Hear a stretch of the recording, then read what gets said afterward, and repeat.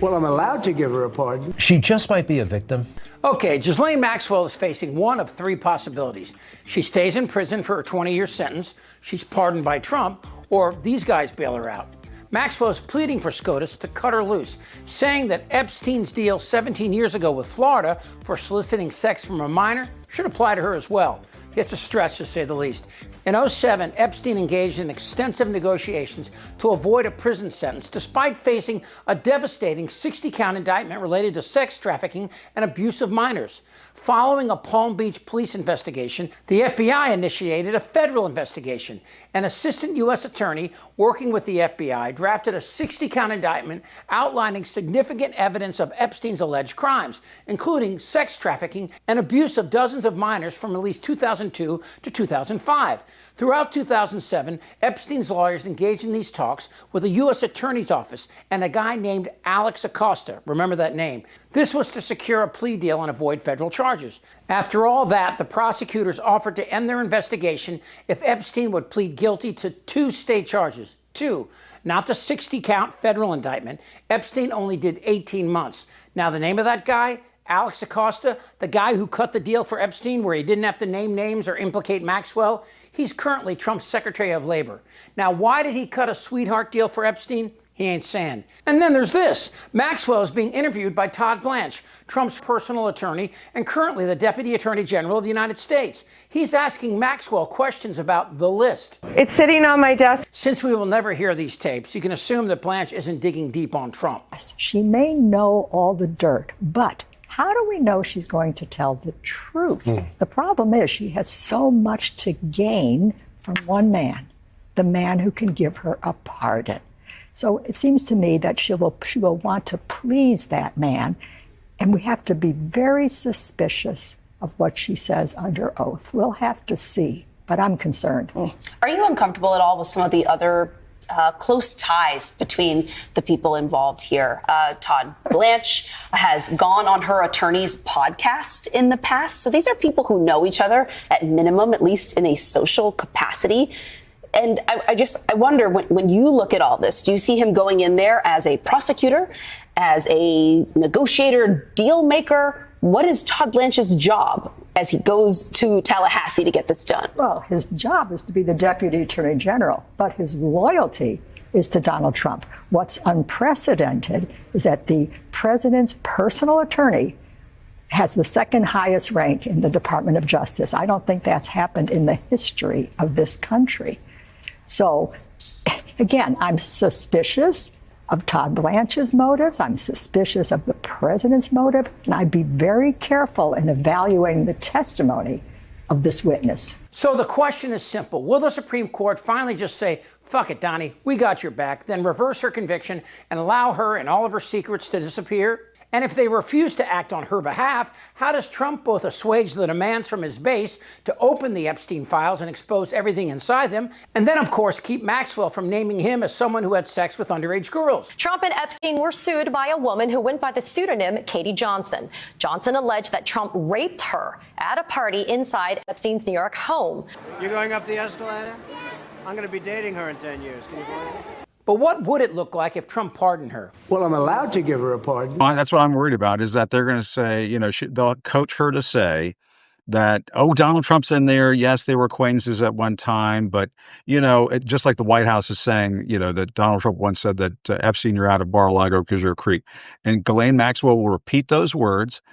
And then she will start to throw Democrats under the bus and accuse them of 10 different things and try to massage this in a way, no pun intended, that it makes Trump look like he's the winner in all of this. It wouldn't be out of step with what he's already said about her in the past. In fact, when she was on trial without bail, this is what he said about her. I'm wondering, do you feel that she's going to turn in powerful men? How do you see that working out? I don't know. I haven't really been following it too much. I just wish her well, frankly. President Ghislaine Maxwell has been arrested on allegations of child sex trafficking. Why would you wish such a person well? First of all, I don't know that, but I do know that she has. She's been arrested for that. You know that. Friend or boyfriend, Epstein, was either killed or committed suicide in jail. She's now in jail. Yeah, I wish her well. Everything that could be wrong with the story is happening right now on the world stage. Trump and Melania met in 1998 when Melania was being assisted in her immigration by this guy, the founder of ID Models, Paolo Zampoli. Zampoli was connected to Epstein and Epstein's girlfriend, Ghislaine Maxwell. Trump was friends with Epstein and Maxwell, and according to author Michael Wolff, Trump and Melania first had sex on Epstein's plane, the Lolita Express. In an audio recorded by Wolff, Epstein claimed that Trump enjoyed f***ing his buddy's spouses. But here's the deal. Trump, Melania, Epstein, and Maxwell were very close. Trump flew on his plane at least 7 times, although he lied about it. Trump is on tape a dozen times professing his attraction to young girls. And Maxwell is a key to all this. She wasn't just Epstein's accomplice. She recruited the young girls and then participated in these sexual assaults. This woman is a monster. She just might be a victim. Okay? She's somebody who would go to recruit the little girls for Jeffrey Epstein. Anybody who's got a child in summer camp right now, she would go to the summer camps to find them. And then she would groom them so they would feel comfortable with him. And then she would abuse them and he would abuse them. That's who the Department of Justice decided to talk to today. The only other people who can really speak to the evil that is Ghislaine Maxwell would be the survivors who were recruited and assaulted by her and Epstein. Do you worry that Maxwell will be given some kind of leniency, maybe even a pardon? What would that mean to you? I am concerned about that, and it would mean the complete crumbling of this justice system that should, first and foremost, stand for, fight for, and protect survivors. We all deserve a pathway to justice, and then we don't deserve to have it yet again robbed from us because so much has already been taken. It truly does seem, I should say, just an upside down world where you are promised and there are declarations of the judicial system working to support pathways to justice, and for them just to simply crumble is what it appears is happening right now. Crumbling is a good word because you know what? There's no justice system anymore. Pam Bondi got her job by declining to prosecute Trump University as AG of Florida. Then Trump rewarded her with a $25,000 donation. And the Supreme Court has given Trump immunity, even while he ignores their decisions.